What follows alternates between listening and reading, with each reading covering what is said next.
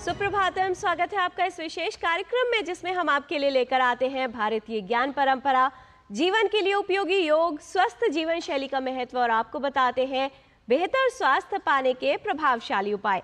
साझा करते हैं आपके साथ संस्कृत का ज्ञान, साथ ही होती है भारतीय संस्कृति की झलक। मैं हूं किरण भारद्वाज।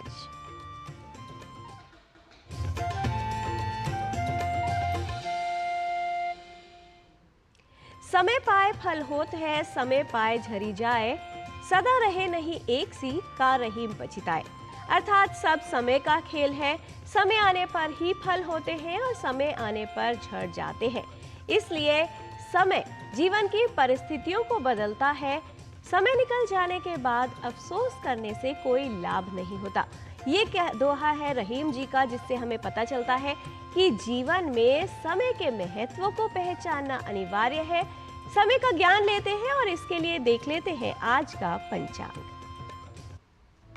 आज का पंचांग युगाब्द 5126, विक्रमी संवत 2081, शक संवत 1946, उत्तरायण, ज्येष्ठ मास, कृष्ण पक्ष, द्वादशी तिथि, सोमवार, अश्विनी नक्षत्र। आज का दिन मंगलमय हो।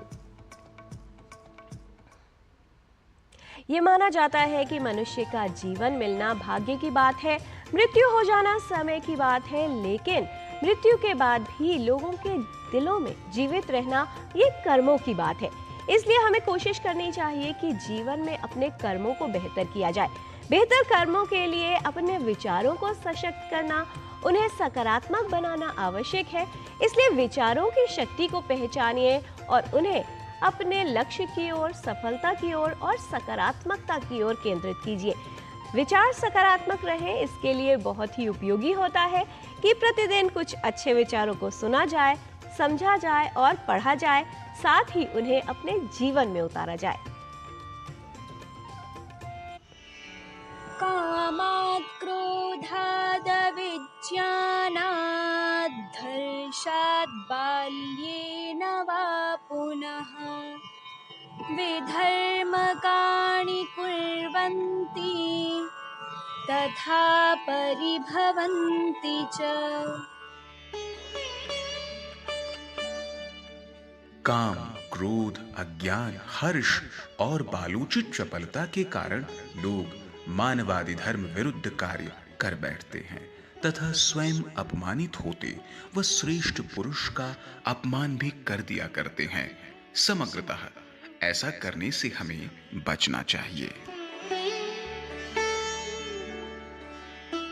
Under the influence of lust, anger, ignorance, joy, and childishness, people tend to commit ignoble acts and end up humiliating themselves or the noble ones. भारतीय प्राचीन सभ्यता अत्यंत विस्तृत है, अद्वितीय रही है।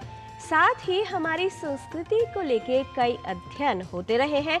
इसमें बात की जाए तकनीकी ज्ञान की या फिर सामाजिक परिप्रेक्ष्य की, पुरातात्विक दृष्टि से देखा जाए तब भी हमारे समाज के प्राचीन पहलुओं को लेकर काफी अध्ययन इससे जुड़ा हुआ है और किया जाता रहा है। आज देखते हैं सिंधु घाटी सभ्यता पर आधारित जो सबसे प्राचीन नगर है उसके विषय में, उसका ज्ञान दर्शाती, उसके विषय में बताती हमारे सहयोगी नीतीश भारद्वाज की ये विशेष रिपोर्ट।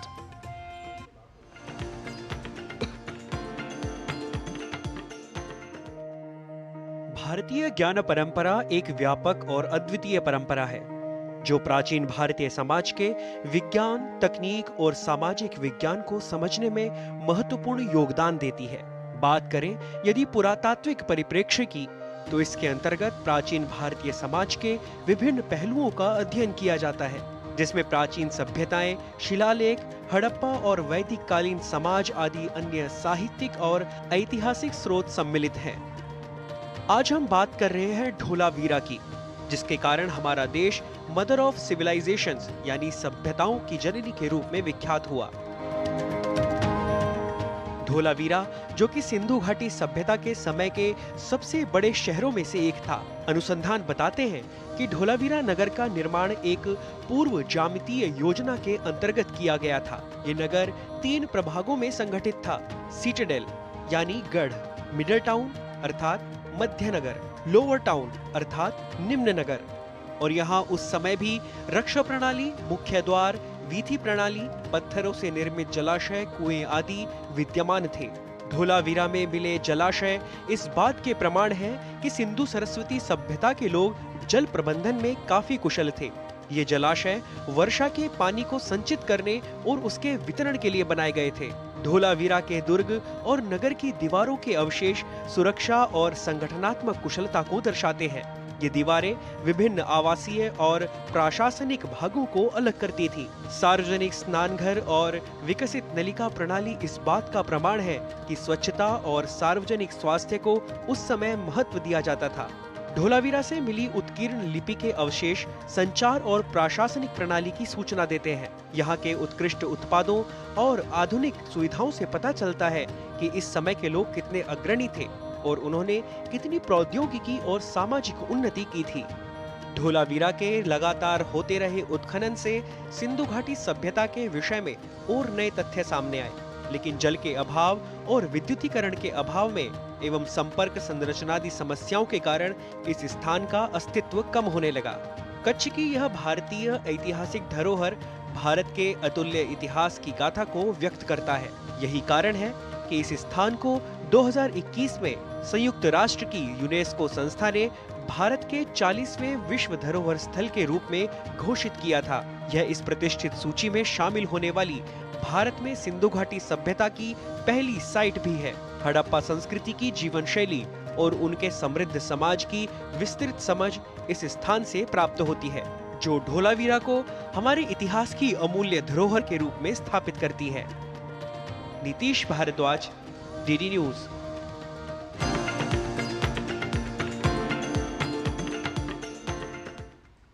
ज्ञान हमें अपने जीवन का सही दर्शन देता है, यानी जो व्यक्ति ज्ञान से दूर है वो स्वयं से दूर है और भ्रम की स्थिति में रहता है। कई बार मानसिक स्थिति ठीक ना हो तो ऐसी भ्रम की स्थिति उत्पन्न हो जाती है। मानसिक समस्याएं काफी लोगों को प्रभावित करती हैं।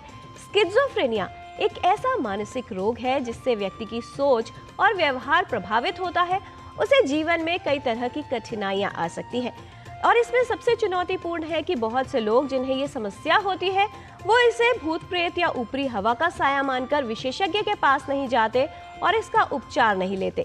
स्किज़ोफ्रेनिया क्या स्थिति है और क्यों आवश्यक है सही तरह से सही समय पर इसका उपचार लिया जाए, आइए देखते हैं इस रिपोर्ट में।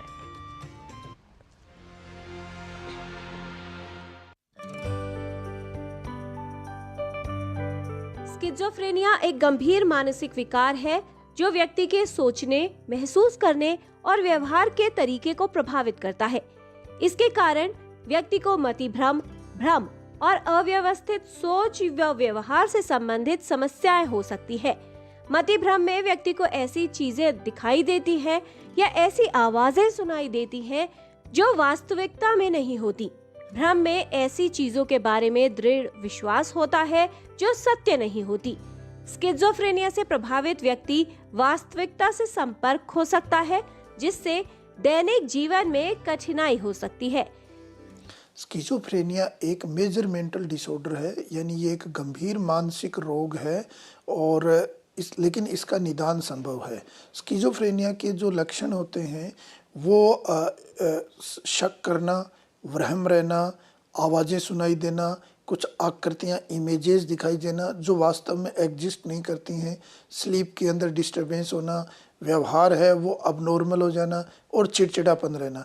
यानी जो स्किज़ोफ्रेनिया है वो एक न्यूरो डिजेनरेटिव डिसऑर्डर है, ब्रेन से संबंधित मनोविकार या इसको हम मानसिक रोग कह सकते हैं।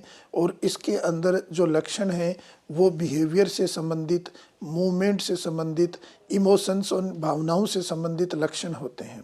स्किज़ोफ्रेनिया से प्रभावित लोगों में अलग अलग प्रकार के लक्षण हो सकते हैं। ये लक्षण अपने आप उत्पन्न होते हैं और स्वयं ही चले जाते हैं। इसके अलावा पूरे जीवन काल में ये लक्षण 1 से 2 या 3 बार हो सकते हैं। इस रोग की प्रारंभिक अवस्था में लक्षण अचानक और गंभीर हो सकते हैं। स्किज़ोफ्रेनिया से प्रभावित व्यक्ति में भ्रम की स्थिति, ऐसी चीजें दिखना या सुनना जो वास्तविक नहीं है, सोचने, महसूस करने संबंधित समस्याएं होना, उसके व्यवहार में अचानक बदलाव, अव्यवस्थित भाषण और सोच, अव्यवस्थित व असामान्य मोटर व्यवहार और सामाजिक रूप से अलग रहना जैसे लक्षण हो सकते हैं। 90% केसेस के अंदर इलाज संभव है अगर समय से हम इलाज शुरू कर दें और डॉक्टर के पास जो विशेषज्ञ हैं, जो साइकेट्रिस्ट हैं, उनके पास अगर समय से पहुंच जाएं। इसके जो आरंभिक लक्षणों को देख के ही हमें पहचान लेना चाहिए कि हाँ, ये कोई न कोई मानसिक रोग हो सकता है और उसमें देरी ना करके संबंधित चिकित्सक से ज़रूर सलाह लें, क्योंकि देरी करने से कई बार बीमारी के लक्षण बढ़ जाते हैं और वो फिर जल्दी से कंट्रोल नहीं होते। जितना जल्दी इलाज शुरू करेंगे उतना ही अच्छा बीमारी के ऊपर हम कंट्रोल और उसका निदान कर पाते हैं। स्किज़ोफ्रेनिया होने पर व्यक्ति को आजीवन उपचार की आवश्यकता होती है। इसके उपचार में दवाएं, थेरेपी और दैनिक जीवन की गतिविधियों को प्रबंधित करने की सहायता शामिल होती है। क्योंकि स्किज़ोफ्रेनिया से प्रभावित कुछ लोग ये नहीं जानते कि उन्हें एक मानसिक स्वास्थ्य समस्या है, इसलिए उन्हें इसका उपचार करवाना आवश्यक नहीं लगता। यदि स्किज़ोफ्रेनिया का सही उपचार न किया जाए तो इसके लक्षण गंभीर रूप ले सकते हैं। दवाइयाँ हम इसमें देते हैं, इसके अलावा हम उनकी साइकोथेरेपी भी करते हैं, लेकिन मुख्य जो इसका इलाज है वो दवाइयों के ऊपर आधारित है। दवाई लंबे समय तक चलती हैं।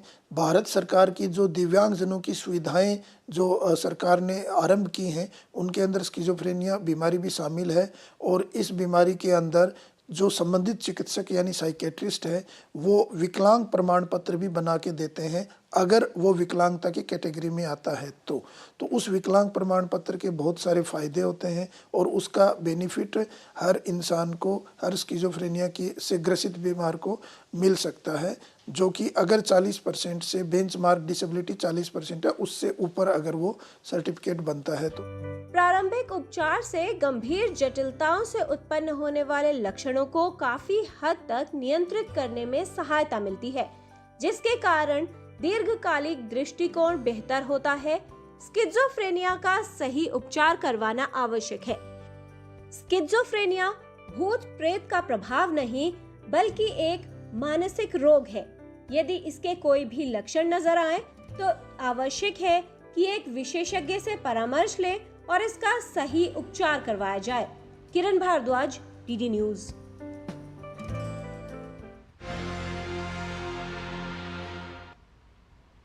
कहा जाता है कि जो घाव नजर नहीं आते वो आमतौर पर अधिक गहरे भी होते हैं और गंभीर भी। मानसिक समस्याओं के साथ भी ऐसा ही है, क्योंकि इनके लक्षण बहुत ज़्यादा पहचान में नहीं आते या उन्हें लेकर लापरवाही होती है, इसलिए व्यक्ति को इलाज समय से नहीं मिल पाता। लेकिन आवश्यक है कि यदि किसी व्यक्ति के व्यवहार में कोई बदलाव नजर आए तो उसे तुरंत एक विशेषज्ञ से परामर्श लेना चाहिए। ये सोचकर नहीं बैठना चाहिए कि लोग क्या कहेंगे। यहाँ पर रुकते हैं एक छोटे से ब्रेक के लिए। कार्यक्रम में कुछ और जानकारी इस ब्रेक के बाद। आप कहीं मत जाइएगा, देखते रहिए डीडी न्यूज।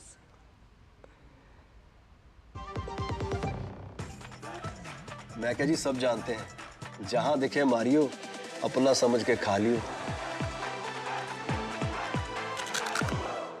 स्वाद से सबको दीवाना कर दे, दीवाना कर दे।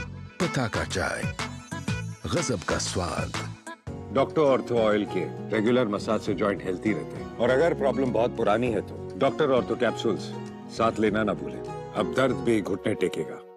Curiosity can take you to some out of the world places. Curious about this place? Scan this QR code before I take it off with my Seat tires. Seat, crafted for the curious. तुम्हें पता है investors के लिए एक investor protection fund होता है IPF, लेकिन अगर तुम्हारा ट्रेड एक्सचेंज पर एग्जीक्यूट नहीं हुआ या फिर कोई गारंटीड रिटर्न्स वाली स्कीम है तो ये IPF आपकी मदद नहीं कर सकता है। और अगर आपका ब्रोकर ही डिफॉल्टर बन जाए तो फिर आईपीएफ आपको कॉम्पेंसेशन दिला सकता है। कहाँ से सीखा? NSE की साइट पर। सोचकर समझकर इन्वेस्ट कर।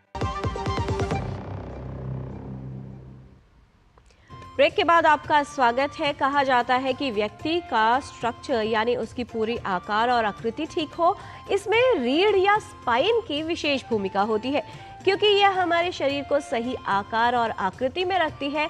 साथ ही इसमें होता है मेरुदंड यानी स्पाइनल कॉर्ड, जिससे नीचे के शरीर में रक्त का संचार ठीक से होता है। कई तरह के कारक हैं जो रीढ़ को प्रभावित कर सकते हैं। किसी चोट की वजह से या गलत पोस्चर्स की वजह से भी रीढ़ संबंधित समस्याएं हो सकती हैं। आजकल निष्क्रिय जीवन शैली और अधिक देर तक बैठे रहने से रीढ़ प्रभावित हो रही है। ऐसे में यदि स्लिप डिस्क की समस्या किसी को परेशान कर रही है तो कैसे योग के माध्यम से उसमें लाभ हो सकता है, आइए देखते हैं। नमस्ते, मैं जया रोहरा। Slip disc. आजकल हम सुनते हैं कि नौजवान लोगों के भी स्लिप डिस्क हो जाते हैं। जंक फूड, विटामिन B12 और D3 की डेफिशिएंसी, पुअर पोस्चर की वजह से स्लिप डिस्क होने के चांसेस बढ़ जाते हैं। आइए देखते हैं कुछ ऐसे आसन जो हमारे रीढ़ की हड्डी को लचीला और तंदुरुस्त बनाएंगे। देखते हैं शलभ आसन। ठुड्डी को जमीन पे रखेंगे, हाथ अपने शरीर के पास, सांस छोड़ते हुए धीरे से राइट पैर को ऊपर उठाएंगे। कुछ समय के लिए यहीं रुकेंगे। सांस लेते हुए धीरे से नीचे, सांस छोड़ते हुए लेफ्ट पैर को धीरे से ऊपर उठाएंगे। कुछ समय के लिए यहीं रुकेंगे। सांस लेते हुए धीरे से पैर को नीचे लेके आएंगे। अपने हाथों का तकिया बनाकर कुछ समय यहाँ पे लंबी गहरी सांस लेकर और यही आसन 2 या 3 बार और करेंगे। चलिए, धीरे से करवट लेते हुए अपने पेट के बल आ जाएंगे। अपने एड़ियों को शरीर के पास रखेंगे, हाथों को अपने कंधों की लाइन में रखेंगे। सांस छोड़ते हुए दोनों घुटनों को साथ में रखते हुए राइट जमीन की तरफ लेके जाएंगे और अपने लेफ्ट उंगलियों पे ध्यान रखेंगे। कुछ समय के लिए यहीं रुकेंगे। सांस लेते हुए धीरे से सेंटर, सांस छोड़ते हुए दोनों घुटनों को लेफ्ट जमीन पर लेके आएंगे और राइट उंगलियों को देखते रहेंगे। धीरे से सांस लेते हुए सेंटर। ये आसन हम 3 से 4 बार और भी कर सकते हैं और इसका फायदा पा सकते हैं। स्लिप डिस्क के बारे में और जानते हैं हमारी गुरु माँ हंसा जी से। नमस्कार। स्लिप डिस्क के साथ दर्द जुड़ा हुआ है, क्योंकि दर्द होगा ही, इसीलिए जरूरी है कि गर्म पानी की थैली का वहाँ सेक कर लिया जाए और दिन में 1 या 2 बार थोड़ा धूप में बैठा जाए, जिससे शरीर में वो गर्मी आए। बहुत जरूरी है कि जब आप छींक रहे हो, खांस रहे हो, तब कमर पर हाथ पकड़ लिया जाए, हाथ ले लिया जाए, जिससे वहाँ झटका ना लगे। जब आप उठना, बैठना, चलना, इसमें एक बैलेंस लाएं। लंबे समय बैठना भी उतना ही गलत है, लंबे समय खड़ा होना भी उतना ही गलत है। इसलिए सब एक्टिविटी थोड़ी दिन भर करते रहें। सोते वक्त ध्यान रखें कि अगर सीधा नहीं सो सकते, आराम से दुखता है, बाकी सीधा सोकर अगर घुटने के नीचे गोल तकिया रख के सोएंगे, थोड़ा सा लोड लेके, तो कमर को बहुत आराम मिलेगा। लेकिन अगर नहीं हो रहा है तो आप साइड में सोइए। अपने आप ढूंढिए कि क्या पोजीशन में आप आराम कर सकते हो। आराम बहुत ज़रूरी है। तो ये सब छोटी चीज़ों का ध्यान दें। थोड़ा सपोर्ट रखें जब आप बैठते हो, उठते हो, ट्रैवल करते हो, पट्टा पैर लें या थोड़ा वजन उठाने में ध्यान दें। बस सब ठीक रहेगा। नमस्कार।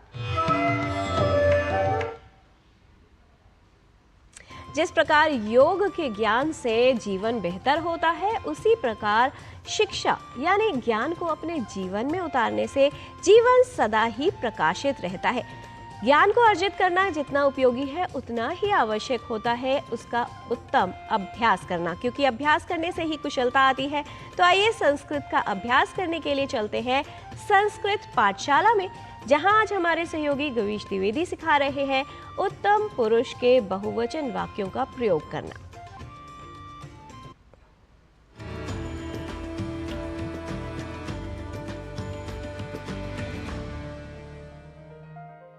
मित्राणि नमो नमः। एतस्यां संस्कृतकक्षायां भवतां सर्वेषां स्वागतम्। मम नाम गवीशः। मित्राणि, संस्कृत पाठशाला में हम अब तक वर्तमान काल में उत्तम पुरुष एकवचन व बहुवचन वाक्यों को सीख चुके हैं। पहले सीखे हुए वाक्यों का उदाहरण के माध्यम से एक बार पुनः स्मरण कर लेते हैं। हमने सीखा था मैं मतदान करता हूं, तो इसके लिए संस्कृत में कहा था अहम मतदानम करोमि। अहम मतदानम करोमि। यदि इसका बहुवचन रूप बनाना हो, अर्थात कहना हो हम सब मतदान करते हैं, तो इसके लिए हमने सीखा था वयम मतदानम कुर्मः। वयम मतदानम कुर्मः। एक बार पुनः आपको स्मरण करा दें कि उत्तम पुरुष का कर्ता कभी भी नहीं बदलता। उत्तम पुरुष एक वचन में कर्ता सदैव अहम रहेगा और उत्तम पुरुष बहुवचन में कर्ता सदैव वयम रहेगा। अब उत्तम पुरुष के एक वचन व बहुवचन वाक्यों को सीखने के बाद हम आज सीखेंगे कि उत्तम पुरुष द्विवचन में वाक्य कैसे बनाने हैं। मित्रों, आप जानते ही हैं कि क्रिया के उत्तम पुरुष बहुवचन रूप बनाते समय धातु के साथ आमह जोड़कर हमने रूप बनाया था। जैसे पठ धातु के साथ आमह जोड़कर बनाया था पठामह, जिसका अर्थ है हम सब पढ़ते हैं। लिख से बनाया था लिखामह, अर्थात हम सब लिखते हैं। अब हमें आमह के स्थान पर केवल आवह लगाकर उत्तम पुरुष द्विवचन के रूप बना लेने हैं। जैसे पठामह की जगह पठावह कह देने से यह द्विवचन रूप बन जाएगा। इसी प्रकार लिखावह, खादावह आदि उत्तम पुरुष द्विवचन के रूप हमें बनाने हैं। एक वचन व बहुवचन की भांति द्विवचन का कर्ता अर्थात सब्जेक्ट भी फिक्स रहेगा। मित्रों, उत्तम पुरुष द्विवचन में कर्तृपद आवाम होगा। आवाम का अर्थ है हम दोनों, अतः क्रियापदों के साथ आवाम कर्तृपद जोड़कर वाक्य हमें बनाने हैं। आइए अब अविलंब बना लेते हैं वर्तमान काल में उत्तम पुरुष की द्विवचन की क्रियाओं के वाक्य। पहला वाक्य है हम दोनों नमस्कार करते हैं। आवाम नमावह। आवाम नमावह अर्थात हम दोनों नमस्कार करते हैं। आवाम वदावह। आवाम वदावह अर्थात हम दोनों बोलते हैं। इसी प्रकार वाक्य यदि बनाना हो हम दोनों देखते हैं तो कहेंगे आवाम पश्यावह। आवाम पश्यावह अर्थात हम दोनों देखते हैं। आवाम पृच्छावह। आवाम पृच्छावह अर्थात हम दोनों पूछते हैं। आवाम गच्छावह। आवाम गच्छावह अर्थात हम दोनों जाते हैं। इसी प्रकार आवाम धावावह। आवाम धावावह हम दोनों दौड़ते हैं। वाक्य बनाना हो हम दोनों घूमते हैं तो कहेंगे आवाम अटावह। आवाम अटावह। इसी प्रकार कहना हो हम दोनों ठहरते हैं तो संस्कृत में कहेंगे आवाम तिष्ठावह। आवाम तिष्ठावह। अग्रिम वाक्य यदि कहना हो हम दोनों खेलते हैं तो इसके लिए संस्कृत में कहेंगे आवाम क्रीडावह।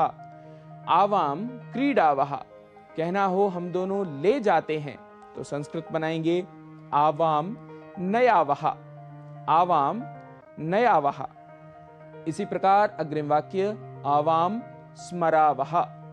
आवाम स्मरावह अर्थात हम दोनों स्मरण करते हैं, हम दोनों याद करते हैं। आवाम लिखावह। आवाम लिखावह अर्थात हम दोनों लिखते हैं। मित्रों, ध्यान रखें उत्तम पुरुष द्विवचन की क्रियाओं पठावह, लिखावह, खादावह आदि के साथ कर्तृपद आवाम के अतिरिक्त कुछ और नहीं होगा।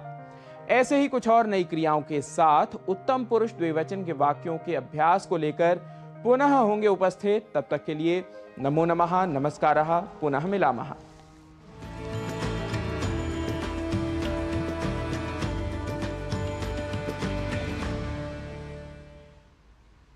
अभ्यास और प्रयत्न वो माध्यम है जिससे जीवन में कुशलता आती है, चाहे किसी भाषा को सीखने की बात हो या अपने चरित्र और जीवन को बेहतर बनाने की।